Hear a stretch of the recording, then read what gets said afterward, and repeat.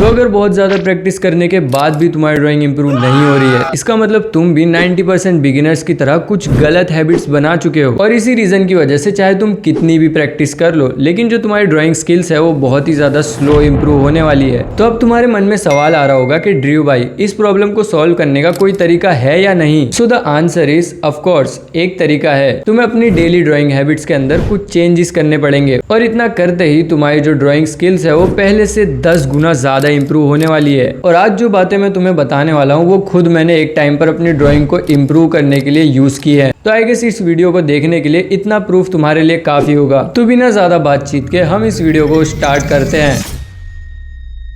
Drawing को fast improve करने के लिए सबसे पहला जो पॉइंट है, don't change your art materials. अगर तुम 90% बिगिनर आर्टिस्ट की तरह सिर्फ आर्ट मटेरियल्स ही चेंज करते रहते हो तो ऐसे तुम्हारी ड्राइंग कभी इंप्रूव नहीं होने वाली। पहले वीक में पेन आर्ट, फिर पेंसिल कलर, फिर अल्कोहल मार्कर, और इसी तरह से सिर्फ तुम आर्ट मटेरियल्स ही चेंज करते रहते हो। तो ऐसा करने से सिर्फ तुम अलग अलग बहुत सारी टेक्निक्स को अपने दिमाग में जमा करने वाले हो, और ये करने के बाद तुम उन टेक्निक्स को कुछ टाइम के बाद ही भूल जाओगे, और तुम्हें लगेगा कि यार मैंने तो इतना कुछ सीखा था लेकिन फिर भी मेरी ड्राइंग में इंप्रूवमेंट क्यों नहीं हो रही है। इससे अच्छा ये है कि तुम किसी एक आर्ट मटेरियल के साथ खुद को स्टिक कर लो। हाँ, स्टार्टिंग में तुम्हें थोड़ा बोरिंग लग सकता है, लेकिन इंप्रूव करने का ये सबसे ज्यादा फास्ट तरीका है, क्योंकि जो लोग भी अपना फोकस किसी एक चीज की तरफ रखते हैं वो दूसरे लोगों के कंपैरिजन में बहुत ही ज्यादा फास्ट इंप्रूव करते हैं। और वैसे भी तुम चाहे आर्ट मटेरियल कोई भी यूज करो, इससे कोई फर्क नहीं पड़ता, क्योंकि मास्टरपीस बनाने के लिए तो सिर्फ एक पेन और पेपर भी काफी है। सो अगर तुम्हें समझ आ गया हो तो जितना हो सके उतना अपना फोकस किसी एक आर्ट मटेरियल पर ही रखो,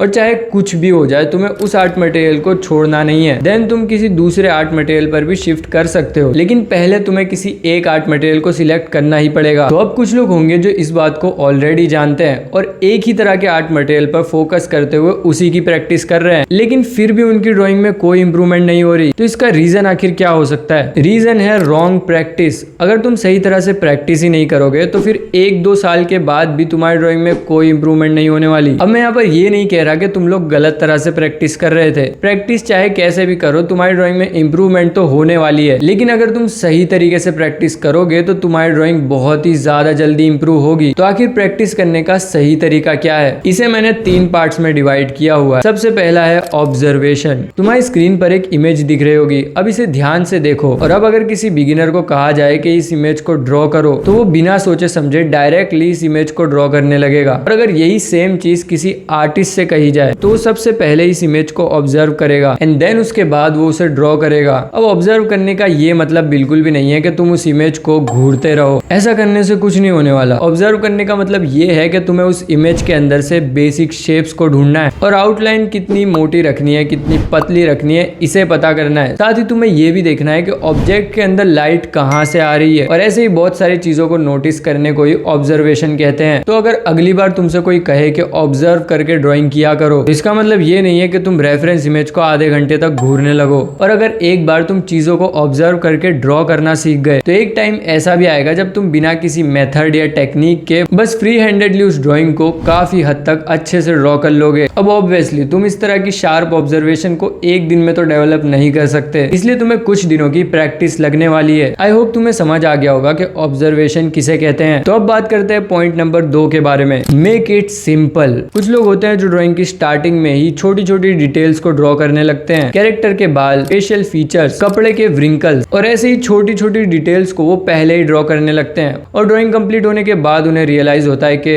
इसका हाथ इसके फेस से बड़ा कैसे हो गया। इसलिए ड्राइंग की स्टार्टिंग में बड़े और सिंपल शेप्स को ही तुम्हें पहले ड्रॉ करना है, और जब तुम बड़े और सिंपल शेप्स का यूज करके एक स्ट्रक्चर ड्रॉ कर लोगे तो तुम्हें अंदाजा लग जाएगा कि तुम्हारी जो ड्राइंग बनने वाली है उसका साइज क्या होने वाला है, और उसकी जो पोजीशन है वो सही है भी या नहीं। उसके बाद चाहे तुम जितनी मर्जी डिटेल्स को ऐड करो, कोई दिक्कत की बात नहीं है। कुछ लोग होते हैं जो बेसिक शेप्स की इंपॉर्टेंस को समझते ही नहीं है, और उन्हें ठीक से सर्कल ड्रॉ करना भी नहीं आता है। तो अब तुम्हें मैं ये तो नहीं सिखा सकता कि सर्कल कैसे ड्रॉ करते हैं, तो अगर तुम्हें बेसिक शेप्स की इंपॉर्टेंस समझ में आ गई हो तो अब हम बढ़ते हैं पॉइंट नंबर 3 की तरफ, फाइंड योर वीकनेस। ये ड्राइंग प्रैक्टिस करने का सबसे ज्यादा इंपॉर्टेंट और इफेक्टिव तरीका है, क्योंकि अगर तुम्हें पता हो कि किन चीजों को ड्रॉ करने में तुम सबसे ज्यादा स्ट्रगल करते हो तो फिर तुम्हें किसी और चीज से ज्यादा उस एक पर्टिकुलर चीज के ऊपर ही ज्यादा ध्यान देना चाहिए, और इससे तुम्हारी ड्राइंग बहुत ही ज्यादा जल्दी इंप्रूव होगी। अब इसे एक एग्जांपल से समझते हैं। मान लो कि तुम्हें हार्ट ड्रॉ करने में सबसे ज्यादा प्रॉब्लम होती है, तो तुम्हें पूरे के पूरे कैरेक्टर को तो ड्रॉ करना ही है, लेकिन जब हार्ट ड्रॉ करने की बारी आए तो तुम्हें उस पर ज्यादा फोकस रखना है, और अगर तुम उसे ड्रॉ ना कर पाओ तो फिर हार्ट ड्रॉ करने की तुम्हें थोड़ी सी एक्स्ट्रा प्रैक्टिस करनी होगी, और ऐसा करने से तुम्हारी ड्राइंग बहुत ही ज्यादा जल्दी इंप्रूव होने वाली है। ऐसे ही जिस भी चीज को ड्रॉ करने के लिए तुम्हें सबसे ज्यादा स्ट्रगल करना पड़ता है उसे तुम फिक्स कर सकते हो। अब ये मत कहना कि तुम्हें पूरी ड्राइंग में स्ट्रगल करना पड़ता है, और अगर ऐसा है तो तुम्हें टेंशन लेने की जरूरत नहीं है। तुम्हें एक एक करके अपनी सारी वीकनेस पर काम करना है। तो अगर तुम सिर्फ इन 3 पॉइंट्स को ही अपनी प्रैक्टिस में आज से ही इंप्लीमेंट कर लेते हो तो फिर ऑलरेडी तुम्हारी ड्राइंग काफी सारे लोगों से फास्ट इंप्रूव होने वाली है। तो अगर तुम अभी तक इस वीडियो को देख रहे हो, इसका मतलब तुम्हें इस वीडियो में मिलने वाली इंफॉर्मेशन काफी ज्यादा पसंद आ रही है। तो तुम्हें नहीं लगता कि तुम्हें इस रेड बटन को भी बहुत पहले ही दबा देना चाहिए था? और अगर अभी तक तुमने सब्सक्राइब नहीं किया है तो जल्दी से करो, क्योंकि मैं फ्यूचर में इस तरह का और भी इंफॉर्मेटिव कंटेंट लाने वाला हूँ। बाकी हम वीडियो को कंटिन्यू करते हैं। तो तुमने अब तक ये सीख लिया है कि आर्ट मटेरियल्स किस तरह से सिलेक्ट करने हैं और साथ ही प्रैक्टिस कैसे करनी है। अब हम जिस पॉइंट के बारे में बात करने वाले हैं वो बिगिनर्स के लिए तो बहुत ही ज्यादा हेल्पफुल हो सकता है, जो कि है मेक स्मॉल गोल्स।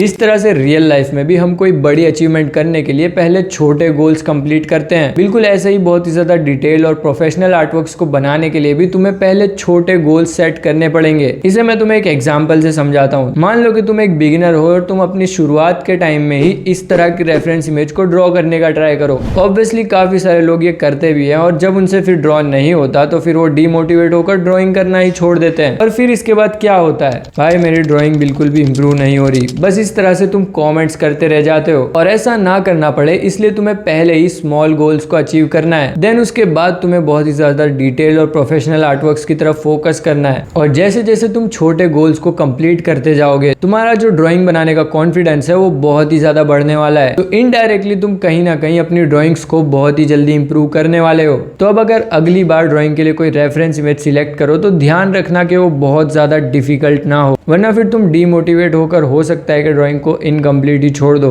और नेक्स्ट हम जिस पॉइंट के बारे में बात करने वाले हैं वो एग्जैक्टली यही है, जस्ट कंप्लीट योर आर्टवर्क्स। ज्यादातर लोग जब भी कोई डिफिकल्ट आर्टवर्क्स को ड्रॉ करते हैं या फिर ड्राइंग में बोरिंग फील करते हैं या तो ड्राइंग में कोई मिस्टेक करते हैं, ऐसी सिचुएशंस में वो ड्राइंग को इनकम्प्लीट छोड़ देते हैं। और मुझे पता है तुम भी ऐसी मिस्टेक्स करते हो। ये चीज कभी मत करना। चाहे तुम्हारी ड्राइंग जैसी भी बने उसे बस तुम्हें कंप्लीट करना है, क्योंकि इनकम्प्लीट छोड़ने से तुम्हारी ड्राइंग में कोई इंप्रूवमेंट नहीं होने वाली। बस तुम्हारी ड्राइंग बुक भर जाएगी बहुत सारी इनकम्प्लीट ड्राइंग से। और याद रखो कि ड्राइंग्स के अंदर मिस्टेक करना ये एक बहुत ही कॉमन चीज है, जबकि बहुत से लोग जब भी कोई मिस्टेक करते हैं वो सीधा नई ड्राइंग शुरू कर देते हैं। उन्हें ये लगता है कि एक आर्टिस्ट की तरह ड्रॉ करने के लिए हमें ड्राइंग को बहुत ही परफेक्टली ड्रॉ करना है, जहाँ कोई मिस्टेक हुई नहीं कि वो ड्राइंग को इनकम्प्लीट छोड़कर दूसरी ड्राइंग स्टार्ट कर देते हैं। देखो परफेक्शन जैसी कोई भी चीज एग्जिस्ट नहीं करती, जिसके बारे में मैं तुम्हें इस वीडियो में भी ऑलरेडी बता चुका हूँ। अगर तुम परफेक्शन को चेस करोगे तो फिर तुम्हारी ड्राइंग इंप्रूव होने से रही। तो चाहे जैसी भी तुम ड्राइंग बनाओ लेकिन तुम्हें उसे कंप्लीट करना है। तुम जितनी भी मिस्टेक्स करोगे फ्यूचर में तुम्हारी ड्राइंग्स उतनी ज्यादा अच्छी होने वाली है। तो कभी भी गलती करने से मत डरना। चाहे जैसी भी ड्राइंग बने उसे ड्रॉ करो और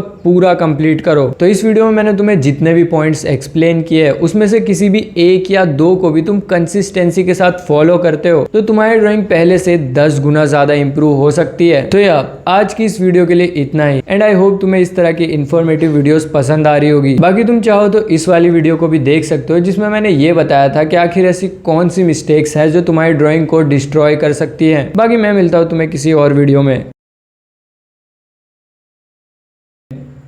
मैं